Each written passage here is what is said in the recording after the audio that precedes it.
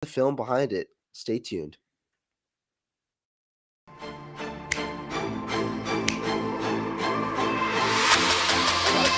Let's go get him. Let's go get him today, man. Let's go. Hey, dominate on 3. 1, 2, 3, dominate.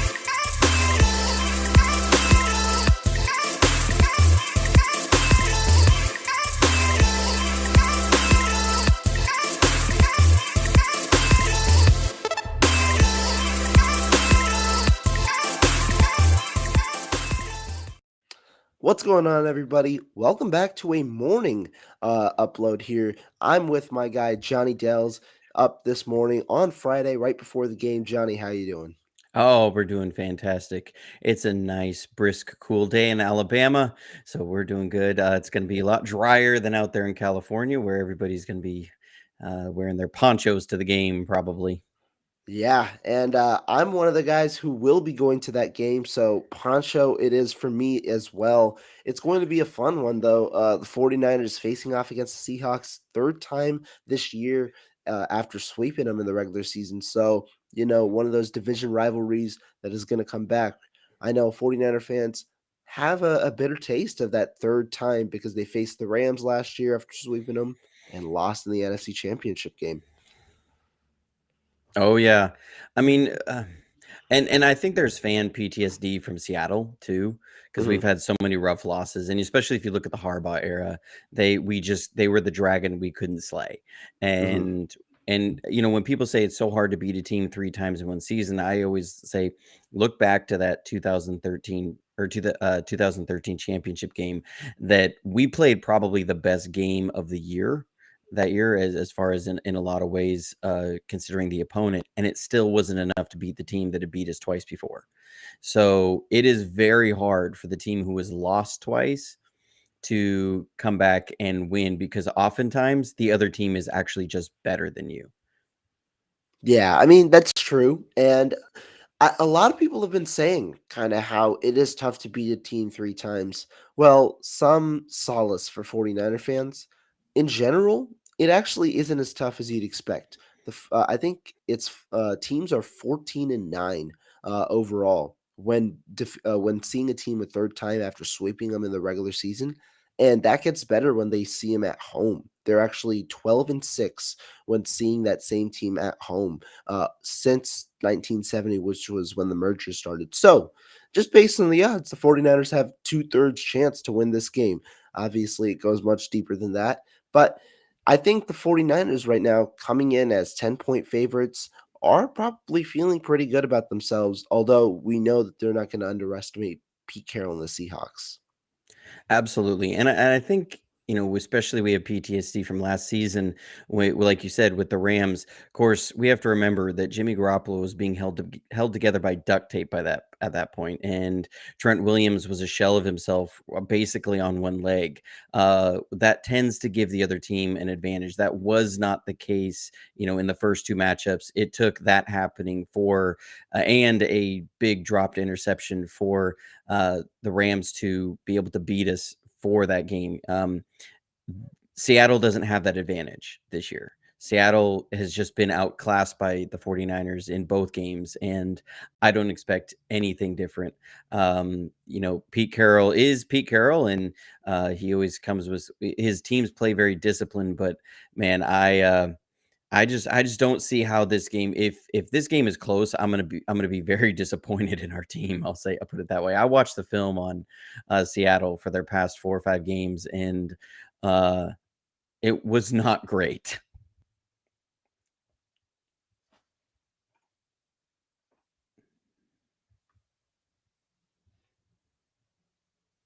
I lost you in my ears. Are we good now? Hey, there you go. There you go. There we go. Seattle, they're a team that has been on a bit of a slide recently. They're not one of the teams that you'd expect to be scared of kind of going to the playoffs. That's why a lot of people said the Packers were going to be a more difficult matchup because of the way that they're playing, maybe even the Lions. But overall, I think the 49ers and the Seahawks, it's going to be a fun matchup, but Seattle, you're right. In the past 5 games, I mean, Geno Smith has not played to the level that he played recently, and I think, um, like it is a vital part of their offense. But with the rain that's going to happen, obviously, the 49ers are going to have to kind of face the ground game a lot more. And when you talk about that, what I mean is the 49ers obviously they like to run the football a lot. Kyle Shanahan's obviously talked about the 30 times that he wants to hit the ground, but they've become more of a pass centric offense this year because that's their strength. That's one of their strong suits of their team. This game, though, it seems like it's going to be more ground centric, and that might go back to that Week 15 matchup where both teams ran the ball fairly well. What's kind of your thoughts on the run game and how that might impact both sides? So a lot of people are talking about how we should run all over the Seahawks. They're the 30th ranked run defense, and that's a narrative I've seen. That was also what we thought was going to happen when we played them on Thursday Night Football, and we didn't have like the run away with it kind of running performance. And that's actually a lot of what you see with Seattle. They're a sneaky good run defense team in that their numbers don't look great, but when you watch them on film, what you see is they're actually very good about 90% of the time. It's the other 10% that get them. So 90% of the time, you're going to get a 2, 3, 4 yard run. That's it. They're going to play. They're very sound. They're gap sound. They do a very good job, but they have been giving up explosive runs. I believe they're third worst in the league in giving up explosive runs, which is runs of 12 or more yards. And that's exactly what you see on film is that they'll have a run for 2 yards, 3 yards, play everything gap sound, and then there'll be a misdirection run in there somewhere where somebody over pursues and the other team busts one for 35 yards or 20 yards.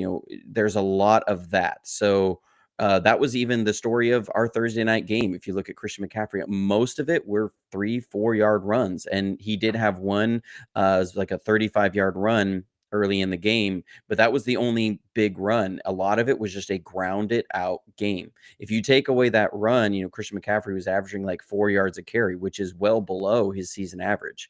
And so it's a situation where I expect a very grinded out game. Seattle is almost the opposite in that they get a lot of 2, 3, 4 yard runs and that's it. That's because of poor execution. When they get a big gain, it's not like they out scheme the opponent. It's usually there's a broken tackle or a crazy play, something like that. It's never they've just beat you schematically.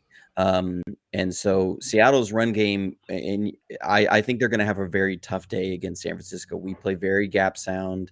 These are two defenses that, again, they come from a similar origin story, and so I expect a grinded out game. But I don't see Seattle having the juice on their offensive line against our defensive line to really carry it. Because if you look at the depth of San Francisco's defensive line versus the depth of Seattle's defensive line, Yeah. it's nowhere close to the same. And like you said, a lot of their offense has been based around getting that downfield passing attack with DK Metcalf, with Tyler Lockett, with Marquise Goodwin, and Geno has just almost fallen off a cliff as far as production.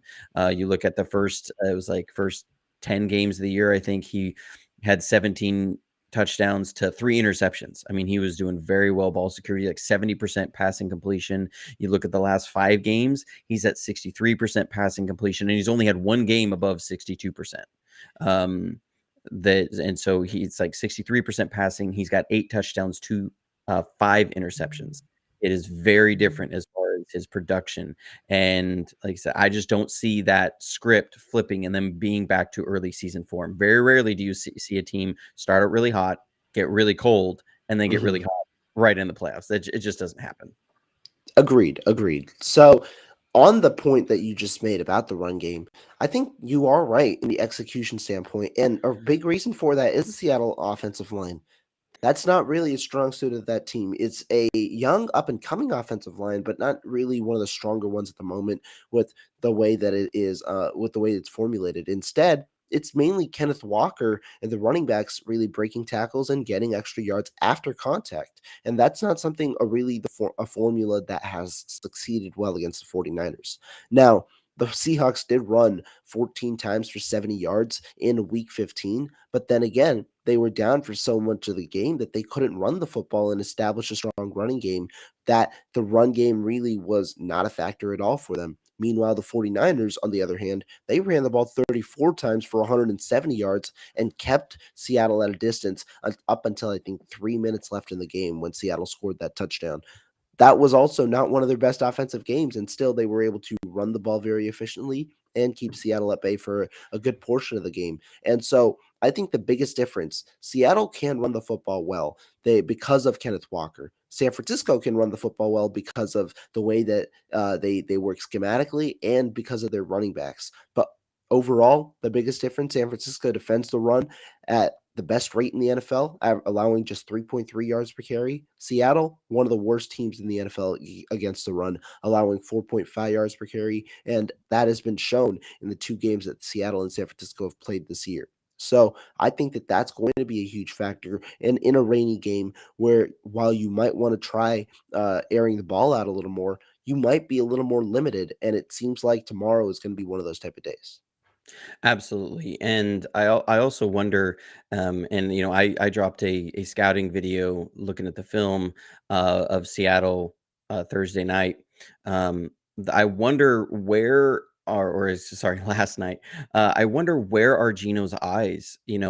Early in the season, some things were really good for him, but you start looking at their last 5, 6 games. I really, really wonder what is he looking at? Where is his eyes at? And he is forcing a lot of things to DK Metcalf.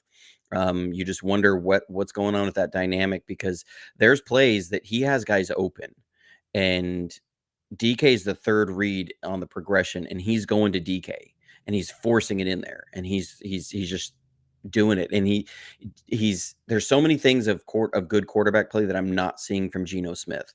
And it's like you said, now you add the rain on top of that. That's really looking like it's going to be a rough game for him. I mean, there was a play, it was against the Rams. They're running a double post concept, and he should have had DK in the end zone, but he doesn't look off the free safety, and so he's trying to make a tight window throw. Because it's such a tight window throw, the corner is able to break on it and bat it down. He threw an interception against Kansas City. He's got Marquise Goodwin on a fade. It was actually it's an option route, sort of. It's a side adjust route where it's a fade versus a single safety, and it's a deep out versus a two safety. And right at his drop back, Geno stares straight down to Marquise Goodwin. The single safety rolls over the top so far that as Marquise Goodwin is coming out of his break to start stacking the corner, he looks up and he sees the safety. He thinks they've rotated into a two safety because the safety has jumped so hard on Geno staring it down that he runs an out route. So he's thinking it's a two safety. He breaks out. It's a deep out. Geno throws the fade. Easy pick for the safety. I mean, one of the guy's easiest interceptions of his career. You're seeing that kind of stuff from Geno. He is not seeing the field well. He's staring things down. He's telegraphing everywhere he goes. He's not looking defenders off. I was watching the film, almost licking my chops for our 49ers defense, going, if this is the way that Geno plays in the rain in San Francisco, this game will be over by the second quarter. I have never felt so confident after watching a team's tape going into the playoffs. And I've been watching our matchups, since we've been in the playoffs in 2019. And I always felt like, the fan in me comes away from the tape saying, okay, yeah, we have a good chance. Here's what we have to do. Here's what's going to be. This was a game that I came out and I was like, this shouldn't even be close. This should be a blowout win. That's how bad Seattle's offensive tape was. There you have it. That is astounding, especially given how Seattle has had success. Really, Seattle over the first, maybe 13 weeks of the year before that recent slide when they were the number one seed in the NFC West, they were relying on that offense. They were a high octane offense and a poor defense. Really, they were one sided for the majority of the season. And when that one side kind of falls a little bit, you understand why they go from 7-4 and end up where they did at the end of the year with the slide that they had. A bit of a quick transition because it did just come out. The AP All-Pro teams just came out for the 49ers, and there are, I think, 4 players that made first team, 2 players that made second team, and a couple of potential snugs. So I want to ask your opinion on the first team guys and the second team guys before we move on First team, Trent Williams got left tackle. Nick Bosa was one, I believe, of three edge rushers to make first team. Fred Warner was one of three linebackers, and Talanoa Hufanga was one of two safeties. Let's start with the top and then move down to the bottom. What do you think of those four? Well, I mean, when you talk about Trent Williams, Nick Bosa, Fred Warner, you were talking about the cream of the crop of the NFL. Of if we're talking current players, I would say you're talking about the young royalty, right? Like the Hall of Famers are the royalty of the NFL. These guys are the young royalty. I think you're talking about three Hall of Fame level talent guys. So, Trent Williams, I think we've all seen everything that he's done, and it's amazing that he made another All-Pro tipping plays. I'm just kidding. But Fred Warner, I mean, All-Pro Fred. Nick Bosa, the best defensive player in the league. I mean, just is. And now Hufanga, I think he is such a dynamic player. Now we have an emotional connection to when he screws up, right? He's gotten a lot of flack from fans, and so much of that is, That is again, true. the emotional connection to when he screws up. Every great player will screw up. I mean, Jalen Ramsey gives up more big plays than a corner of his stature, right? But Mhm. we don't care. We always, when we play them, we always think, Jalen, you got to be careful with that guy. He's a very talented corner. That's how everybody else is looking at Hufanga. Okay. They're not thinking about, oh man, he gave up this play here, he gave up that play there. Hufanga he has taken that safety spot with San Francisco to a different level. And he's really, I was something I was thinking about the other day. He's really solidified as far as availability at that safety That spot. is very true. Yeah. Something Jaquaski, Jaquaski Tart never had. he never had. I like Tart as a player, but he was good to miss 6, 7 games every year. He was Mhm. going to get nicked up. It was never going to be anything major, but he was going to miss 3 games here. He's going to miss 2 games there. He's going to miss a game. He was going to miss a half here. He's going to miss a half there. Hafanga has been very durable, and he has been a very dynamic player. He brings game-changing plays to the field, and he plays his run fits very well. Yeah, there's some young player mistakes, but remember, this is his first year in as a true starter role. So, when you look at where this guy's ceiling is, you think, man, we've got a hit at the safety position for quite a while. Yeah. And I mean, the All Pro designation, not sure if I necessarily agree with that with the way the season is overall gone, but Hufanga has been obviously a special player. And I think it is also important to note that while there have been issues in the past 5, 6 weeks, there were also really good things put on film the first 12 weeks as well. And even the last couple of weeks, while there are the what as people love to call them, coverage busts, some that have led to touchdowns and things like that, as well as missed tackles, there have been very good plays put on film as well. Now, Hufanga has an aggressive nature that I don't think many people can deny, both in the run game and in the passing game. He will look to be aggressive in both facets, and it benefits him, and it also doesn't benefit him. There are a lot of players in the NFL that have that. Obviously, most notably known as Trayvon Diggs, a guy who likes the interceptions, gives up a good amount of yards. Trayvon Diggs, though, has improved his game. Trayvon Diggs has been a fairly solid corner, and I believe he made. I think he was left off this list, but I think he made the Pro Bowl as one of the four corners. He's been a solid guy. There are players like that, and they do deserve the recognition. Now, I do think that there have been a couple of really good safeties this year in the NFL. And it depends on how you view what essentially you prioritize when it comes to your safeties. But Ufanga's been a solid player, and I think that given that there were only two spots, I don't know if I'd put him in on first team, maybe not even second team, but he's been a very solid safety and something the 49ers have not had for a while because of the factors that you mentioned in durability. Most importantly, though, being the ability to make plays. Not really a known thing for the 49ers at the safety position, but Hufanga has those interceptions this year. He's had the ability to make TFLs in the backfield, shooting out, and really the skills that a lot of people said that he may not have, such as that quick burst, the acceleration, and the ability to have good pass coverage because of that. a lot of people are seeing that they've been proven wrong this year. Absolutely. And, one thing that also sometimes gets uh, left unnoticed is his tackling ability. He's a very good open field tackler, and that means a lot. I've seen a number of games where if he doesn't make a tackle, it's a huge gain, and Hafunga just comes up, makes a tackle, and it's a 2 yard gain. That's one of those plays that just seems so routine, and it's never going to make the highlight reel. It's never going to make the sports talk, but you see a lot of those plays from him where he's just a solid player. He's tough to get on as far as to get a blocker on him. He's slippery. He's instinctual. He explodes when he sees it. He goes for it. That's also got him in trouble. But there's no hesitation in his game. It was like I used to have a band director when I was in high school. He had a saying. He said, "If you're going to make a mistake, make it big."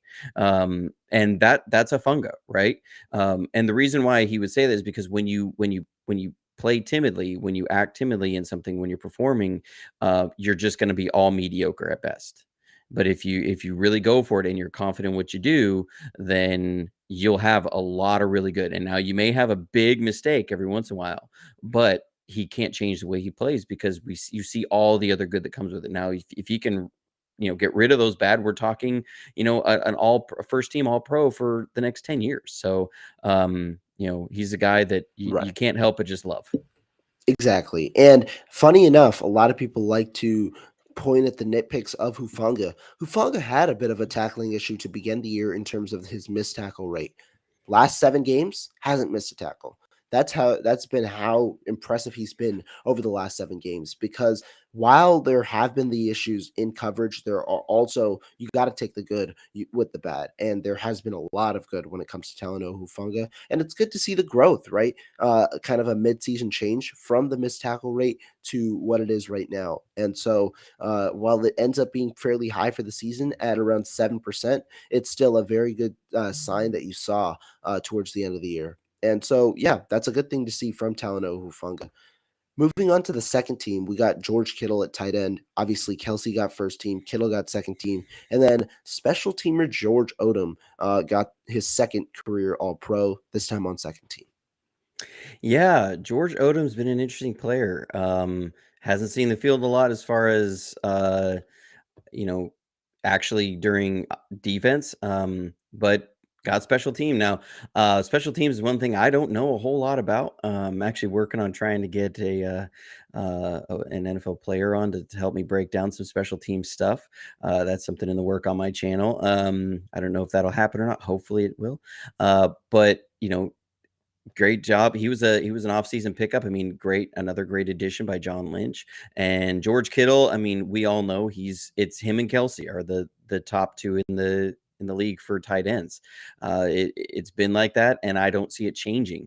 There's been a number of good tight ends who've come out, like a Darren Waller, but they're it's like those two are in a tier above everybody else, and they're head and shoulders above everybody else. And you just wonder if George Kittle hadn't had an issue with a hamstring earlier in the year, because Kyle Shanahan talked about that a couple weeks ago. They said, "Well, why has George Kittle suddenly seemed to just appear?" And he said, "Well, he was slowed with an injury, his hamstring and stuff." And you just wonder where would he be if he had been able to be healthy all year. That's the only concern we have at George is he plays the way George plays, and how's his durability? Because one thing that Kelsey's shown is incredible durability. I mean, he's just always there for Mahomes. It's Mahomes and Kelsey. But yeah, I mean, gotta love Kittle. Agreed. I mean, in the first half of the year, you're right. He was a little slower, be it quarterback issues and not getting him the football, be it Kittle himself with the injuries, be it the way defenses were approaching him. I think the major thing that really changed was the acquisition of Christian McCaffrey, because it really forces defenses to not hone in on Kittle, especially when route combinations have Kittle and McCaffrey on the same side of the field. It allows more open ground for Kittle when people crash down to the flat to cover McCaffrey, and it gets him the ball in space where Kittle has obviously proven that he is one of the best in the business at operating in that area. So it's been a good change for Kittle. That's why you've seen these 2 touchdown games, and also he's got a quarterback now that focuses a little more on him and targets him more heavily with the ball. Now, there have been times where Purdy has missed Kittle over the middle of the field, be it on corner routes, be it on crosser routes, whatever it may be. But Kittle and Purdy have developed a connection. It's a good thing to see, especially in the red zone where Kittle has been getting targets recently. And it's just another threat for the 49ers because Kittle has proven how good of a pass catcher that he's been in recent years. And now, this year, I really thought his run game, his run blocking continued. And I thought it was a little more highlighted, especially early, because of the lack of targets in the passing game, which I thought was fun because it showed more love to Kittle in that aspect. But he was a very good, well-rounded player this year. And yeah, I mean, Travis Kelce is Travis Kelce. He's going to get that first team All Pro because of the durability, because of the consistency that he has in the passing game. But Kittle, I think this is a well-deserved All Pro second team. Absolutely. Yep. 100% agree. Yeah, and the final one, or we'll talk about some snubs because there were a couple of them. I saw a comment about two of them: Christian McCaffrey, Drake Greenlaw, and then I believe I think Mitch Wisnowski was also in there as well. But we can talk about these two specifically. What did you think about these two? Did you think they'd make the teams or not? It's hard after they also missed the Pro Bowl. Generally, if somebody didn't make the Pro Bowl, which again is voted on by coaches, players, and fans, generally, if somebody doesn't make the Pro Bowl, they're not going to make the All Pro because the Pro Bowl list is always longer than All Pro, right? Mhm. I think there's a perception thing there with Christian McCaffrey of it's kind of the same thing that everybody had with the Mike Shanahan offense back in the day, where people would say, Mike Shanahan's able to just grab these guys in the 5th round and they turn into 1,000-yard rushers. And there's so much credit given to the system. And I think some of the CMC snubbing, it kind of reminds me going back to like 2021 when Jimmy Garoppolo was on a really good stretch there, is that I think Joe Staley said it on one show that he said, I think some of the thing there is that people have so much respect for Kyle Shanahan as a play designer and a play caller that they just assume if anything's good that comes out of these plays is because of Kyle Shanahan. And I do Mhm. think that there's some of that with Christian McCaffrey. I think there's some of it that it just assumes that Christian McCaffrey is doing what he's doing because Kyle Shanahan is so good and he's such a genius and he's such a good play caller.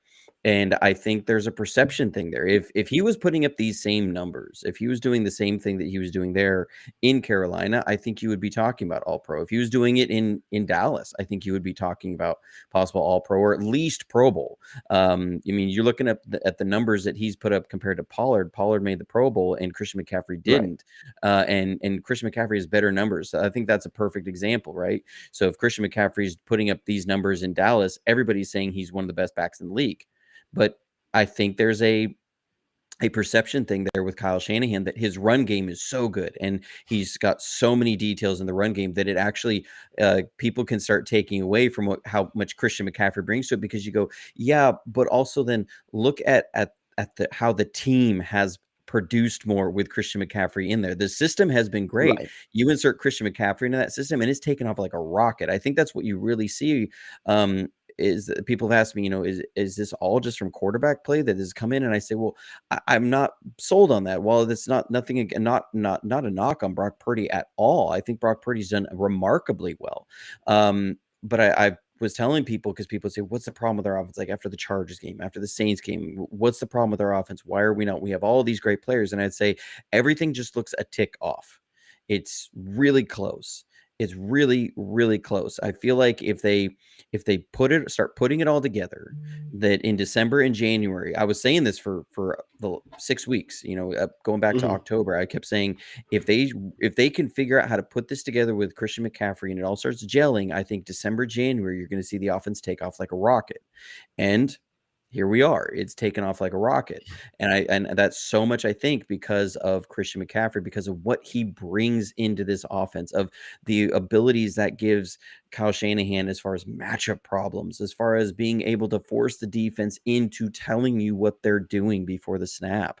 I mean, that's such a huge thing. That makes the quarterback's life so easier. It's not just the ability to dump it down to Christian McCaffrey. It's, can you get an exact look on that defense beforehand, or or know exactly what your matchup is. You may not know what the safeties are doing, but you have a matchup somewhere. That makes life for your quarterback so much easier. And to me, if you look around the league as far as running backs that impact their team, I don't know if there's a running back that impacts their team more than Christian McCaffrey. You could make an argument for Saquon Barkley because Daniel Jones has not been Agree. great, and they're there. I think if you substitute in a mid-level running back in Dallas, they're still a pretty good offensive team. I think if you substitute a mid-level running back in Philadelphia, they're still a really good team. If you put a mid-level running back like a Jeff Wilson into San Francisco's offense, it's not the same.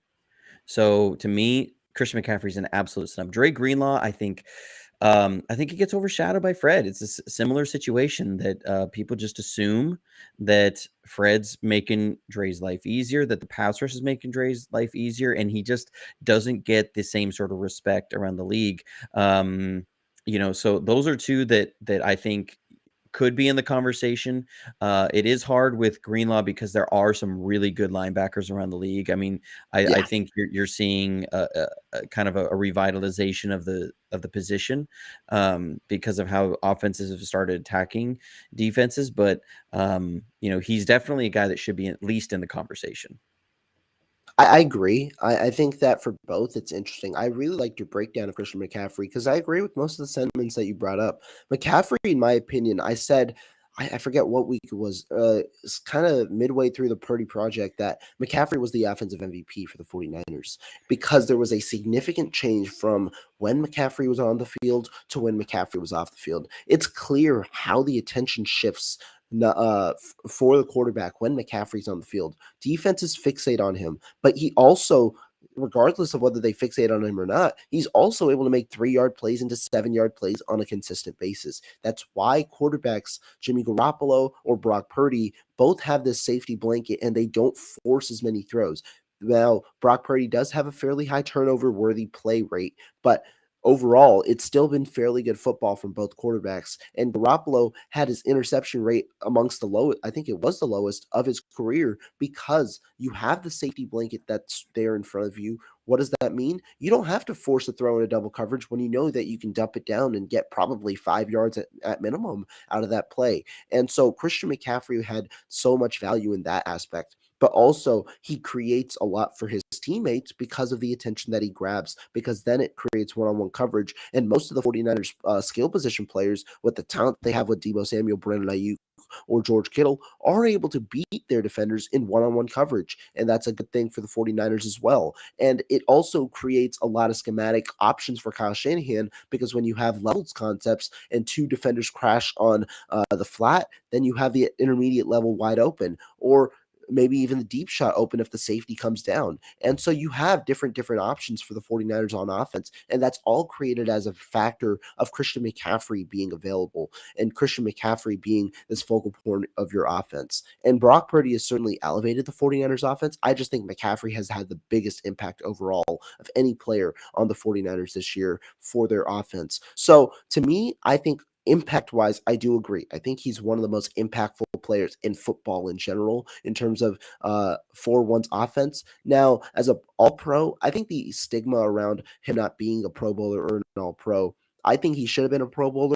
I don't know about all pro. The reason being, I think the stigma is that they do want pure running backs because of how because they just want pure rushers, and that's obviously something that doesn't benefit Christian McCaffrey as much, given that he's a very well all around player. I'm sure if there was a flex spot, McCaffrey would probably get that because of how versatile he is with his receiving ability and ability as a rusher. But I do think that Nick Chubb and Josh Jacobs probably do deserve the first and second team this year. McCaffrey would be my 3 this year. Maybe you throw in Saquon Barkley in there as well. I think those two had very good years, and Jacobs was the best running back in terms of rushing yards. He was the best runner in football this year. Nick Chubb has always been efficient. He's been that guy. And so I don't mind it, but I do think that your point about if McCaffrey was with another team, he'd probably get more recognition because he'd get more statistics. And so that's where I think McCaffrey kind of fits in. Now, real Yeah. quick, go ahead actually before I What talk on Greenlaw. my thought is always, is um Christian McCaffrey, Josh Jacobs is like a Steven Jackson. Christian McCaffrey is like a Marshall Faulk. Mhm. They're great players. They're different.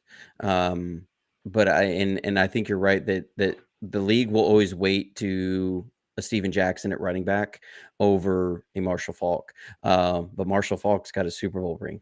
So that's one thing I always come back to is how much he changed that St. Louis offense, how great Marshall was. Because that's who I see Christian McCaffrey as. I mean, you're talking about, to me, the best like all around talent at running back since Marshall Faulk. Right. I think he's that good. Yeah, I think so too. And it's shown for the 49ers in the statistics, but also on the film with the impact that he's had. Now, quickly on Dre Greenlaw, I liked your point about how there are a lot of good linebackers. I think you are right. The linebacker position seeing a little bit of a revitalization. Fred Warner, I think, was a deserved first team. I think I like Roquan Smith as a first team. And I even like the selection of Matt Milano. I've watched a little bit of Buffalo football this year. I think Matt Milano is an underrated linebacker. I didn't mind that. Now, the second team linebackers were C.J. Mosley of the New York Jets, Bobby Wagner of the Rams, and Demario Davis of the Saints.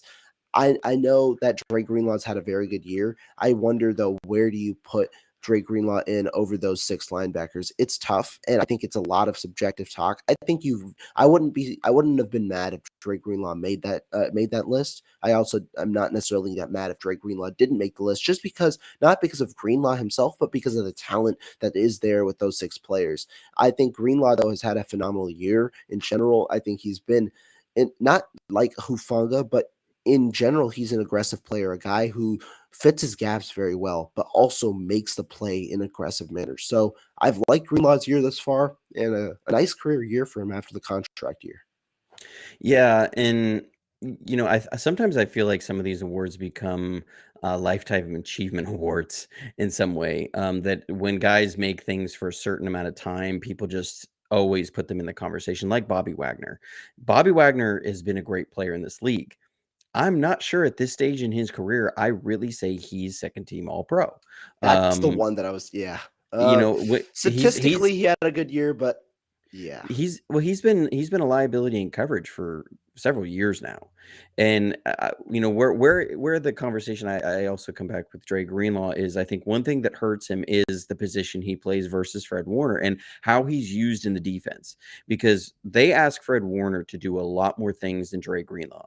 Dre Greenlaw is generally going to stay in that hook zone or flat zone, hook to flat. He's going to stay around the hash to the sideline, and he's going to make open field tackle short. That's generally what his job is. Okay.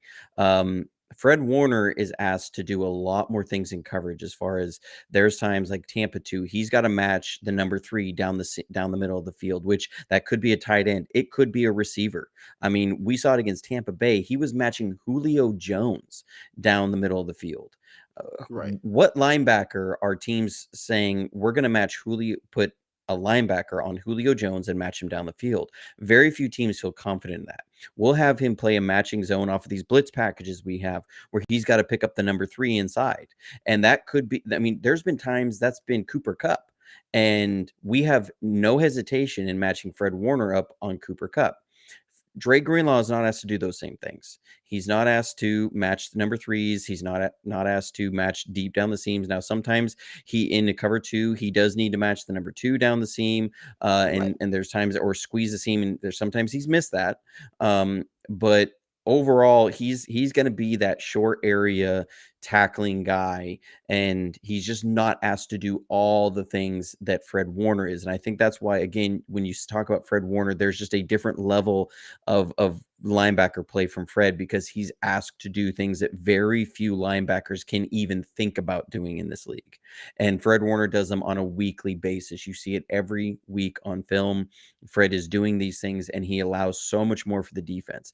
I think it's easier, as I know this is going to maybe draw some hate. It's easier to replace Greenlaw on our defense than it is to replace Fred Warner. Greenlaw goes out, Alshire comes in. You're going to have a little bit of a drop off, but it's not going to be near as what it would be if you have Fred Warner go out, as far as just what you can do on defense. I think so too. I think that while it's no knock on Greenlaw. It is true that Warner does more, and unfortunately, the more isn't always seen unless you watch the film again because it's not going to pop up on a stat sheet when you cover a tight end 10 yards down the field when you cover a receiver or anything. But I think that is true. And Greenlaw, I mean, while that is his role, it's a limited role. I think he fills that role very well, and I think that that's a good thing that you want to see. He makes very open field tackles is a strength of Greenlaw as well, which is not necessarily something you always necessarily see from a linebacker. But Greenlaw fits his gaps, is able to make those open field tackles when he's in that position, and that really forces the 49ers or really forces opponents for the 49ers to uh, throw it downfield more. And sometimes that has led to good plays, sometimes that has led to bad plays. But when the A dot of opposing quarterbacks is fairly low, you see more and more punts because the 49ers are able to wrap up short of the sticks. Now, they haven't been necessarily a great screen defending team, but overall, they've been a good team when it comes to open field tackles, and that's why their defense is as good as their defense has been. Absolutely, absolutely.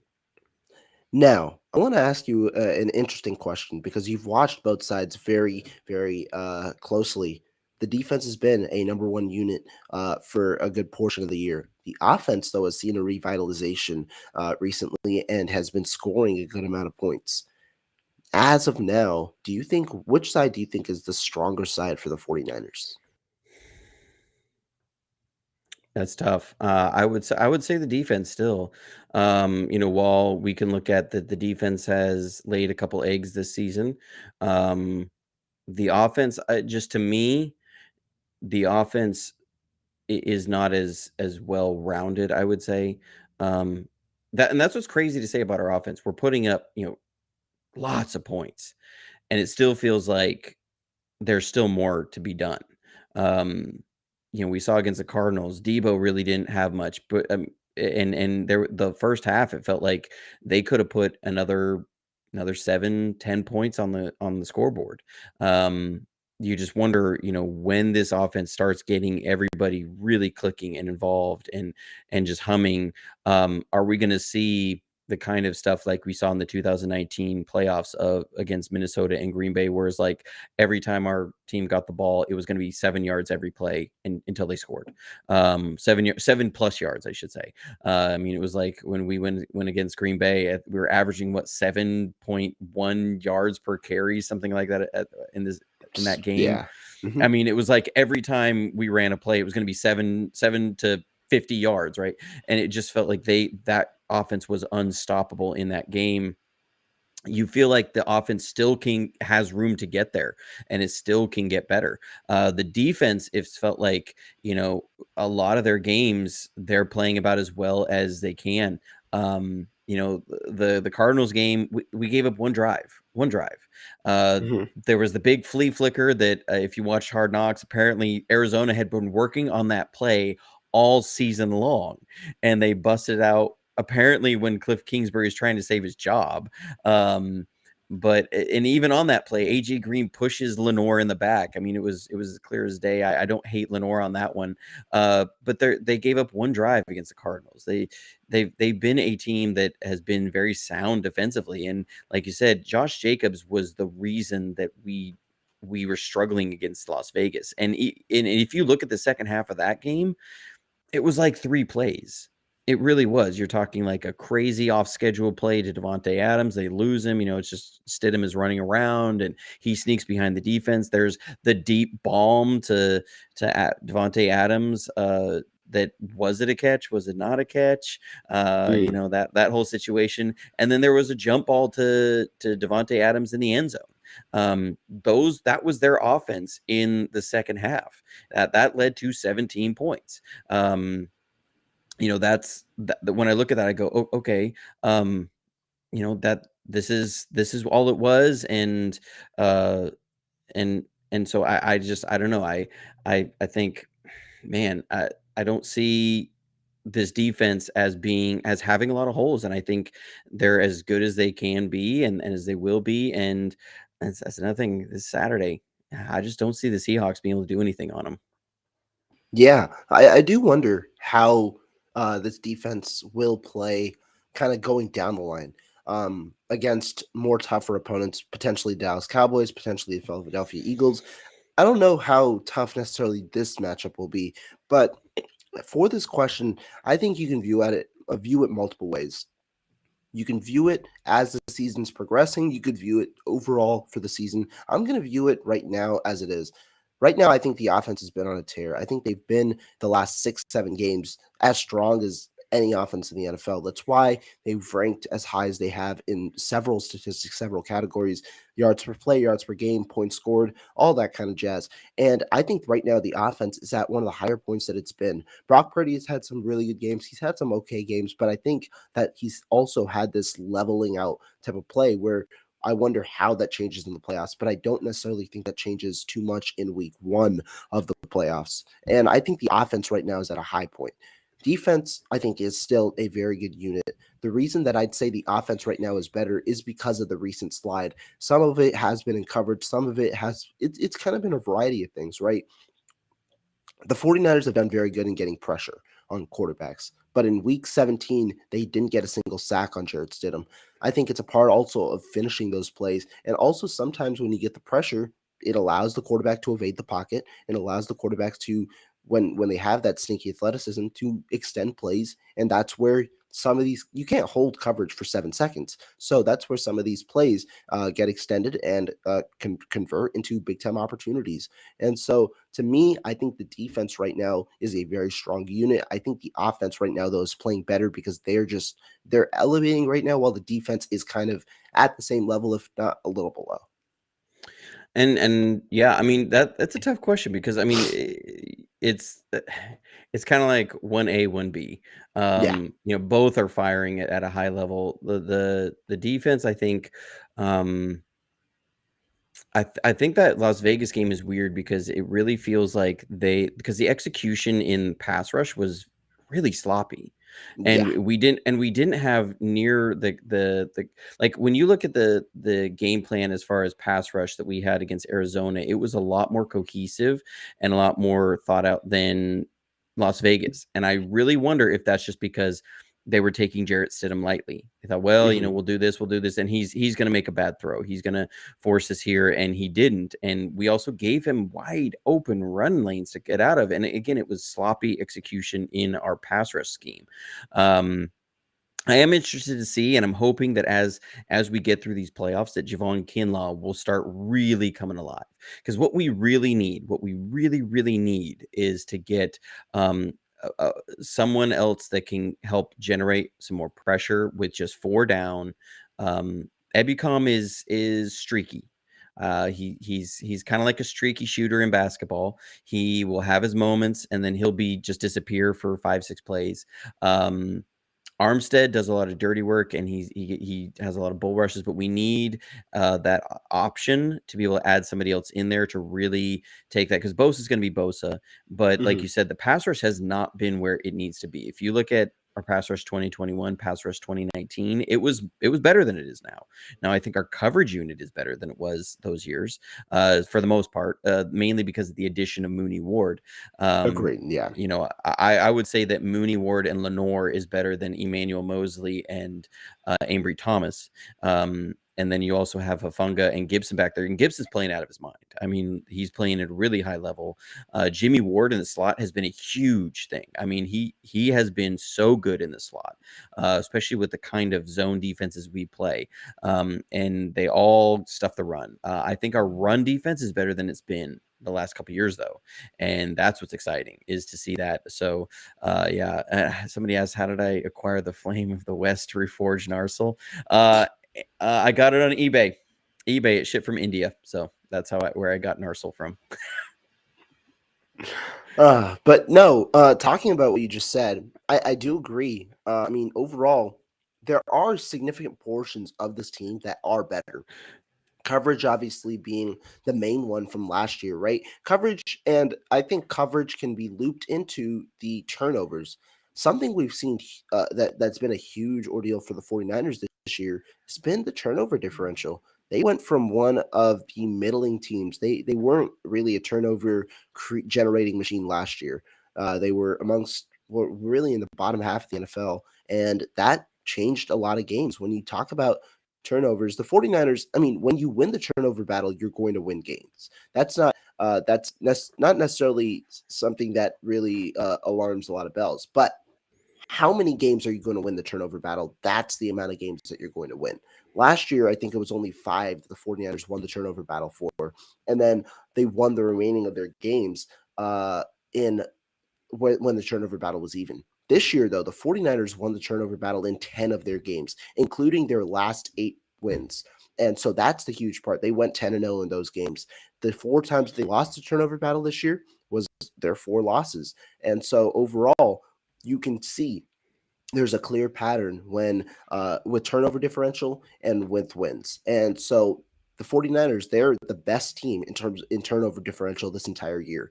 They've been creating turnovers at a very high rate, but more importantly, they're not putting the ball on the ground or throwing the ball to opposing teams. They're one of the best as well in not what do you call it? In not creating turnovers as well. They've been efficient on both sides in that way. And that's one other portion where you could say offense has been doing their job, defense has been doing their job as well. Absolutely. It's complementary football, and it's something that people say all the time, but what does it actually mean? And, it really reminds me of the 2011 49ers, that one thing they were really, really good at was the turnover differential.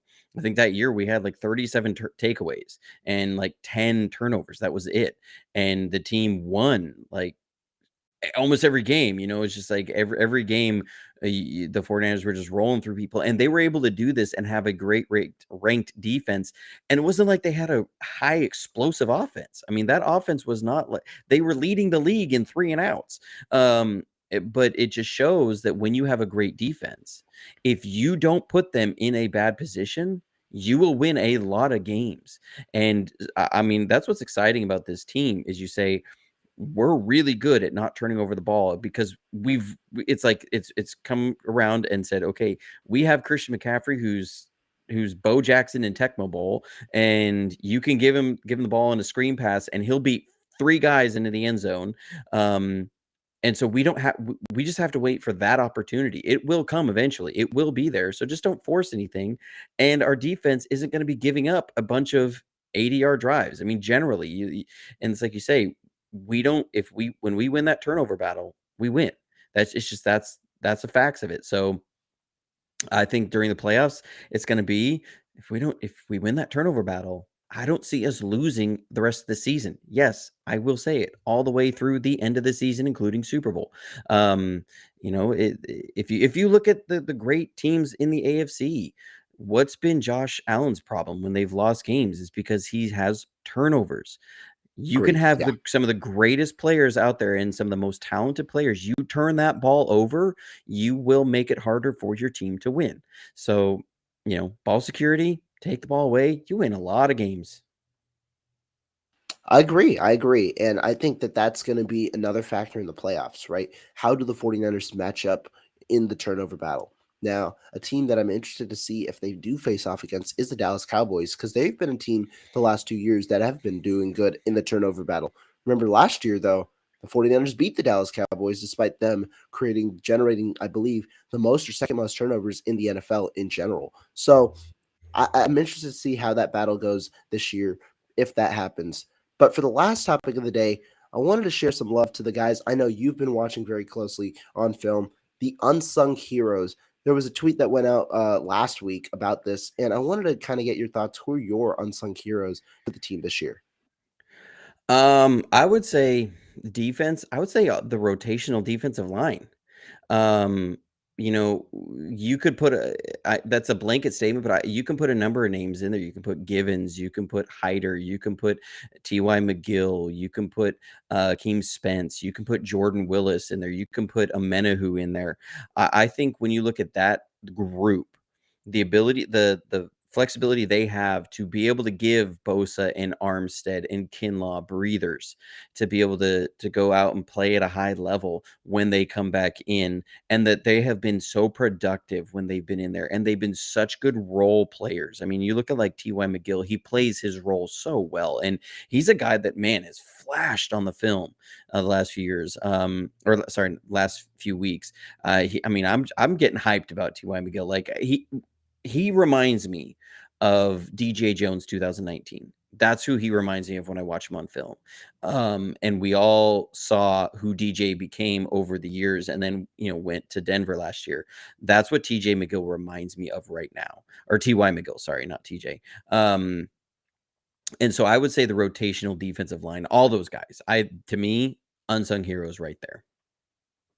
Yeah, I like him, especially T.Y. McGill, a guy who we really just picked off the street and has been a phenomenal addition for the 49ers. I remember there was a good portion of time, obviously, where we didn't have Ark Armstead and Javon Kinlaw when T.Y. McGill returned, and or when T.Y. McGill was on the team. And the 49ers really didn't lose a beat when they were gone. They held up in run defense, were still the best team in run defense. And when Armstead came back, you now can plug and play McGill, especially after Kevin Givens suffered that MCL sprain that cost him a good amount of time over the end of the season. You now can plug and play McGill. And like you said, those rotational defensive linemen, they're important because they allow guys like Javon Kinlaw to get back into game shape, to get back into being comfortable and being confident into their own play, because you don't have to play 70 snaps a game. You don't have to play 50 snaps a game. You can play the 30% of defensive snaps instead and get back into the groove of things while also making an impact on the team. That's been the kind of like the MO for the 49ers the last 2 years. Defensive line, you got to stack up different bodies, and you've got to utilize a rotation. It's been able to keep players fresh and healthy, and also when players do get down with injury, have players that can replace them. Maybe not necessarily to their caliber, but have players that can replace them and still produce the same statistics that you did without those guys. And that was shown this year.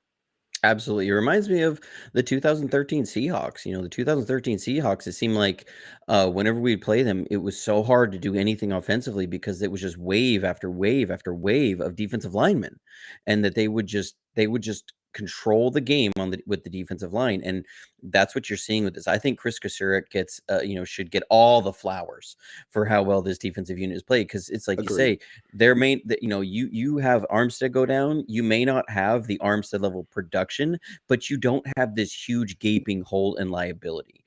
That's what's been fascinating to watch, and to see when a Ridgeway goes down, same thing. When Kevin Givens goes down, same thing. You just see all of these guys playing so sound, playing so great. Absolutely unsung heroes. Rotational defensive line. Yeah, love it. And now let's turn over to the other side of the field, offense. Who are you thinking offensively? It's hard to say an unsung hero because so many people have been talked about at some point throughout the season. We've talked a lot about McCaffrey. Ayuk's gotten a lot of love this year for his first 1,000-yard season. Debo, everybody knows, is Debo. Kittle is Kittle, and he everybody loves Kittle. Trent Williams is who Trent Williams is. I'm gonna say unsung hero, and this is probably going to be, some people are gonna roast me for it, is Mike McGlinchey.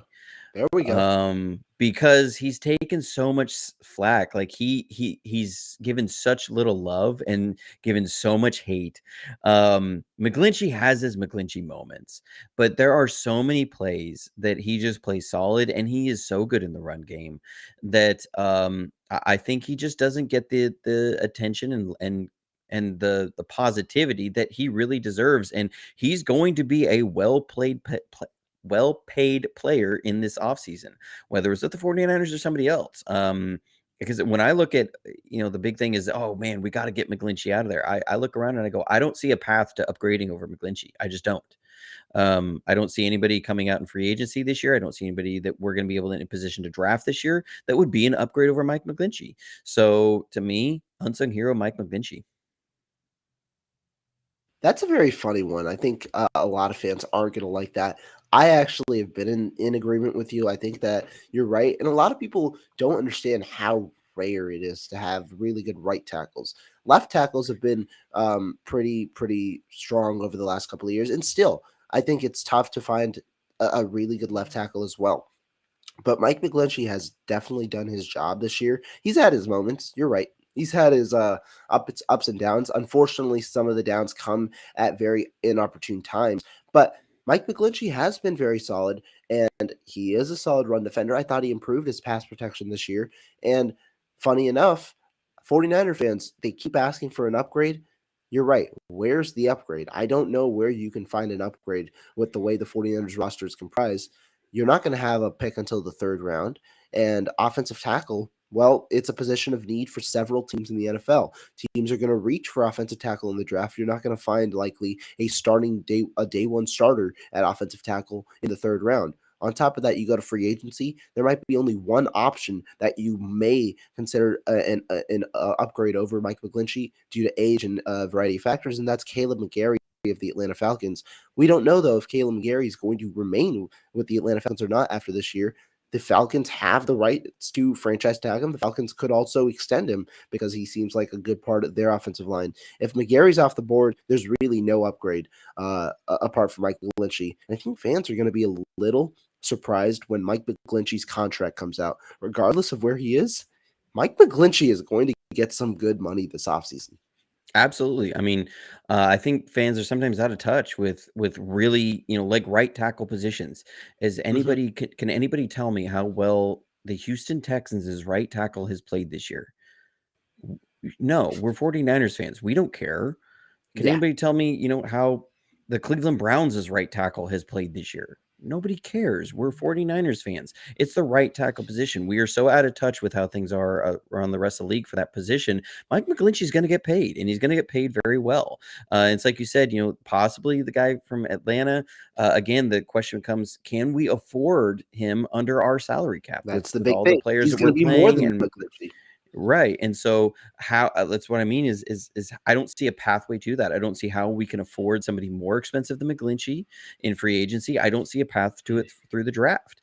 And yeah, I may get smoke for that. I'll take all the smoke on that. I don't care. You can come at me about Mike McGlinchey, because I also look back to last year's playoffs. If we have Mike McGlinchey in there instead of Tom Compton, what is the difference in the playoffs? Because Von Miller was eating Tom Compton alive. Rashawn Gary ate Tom Compton alive in Green Bay.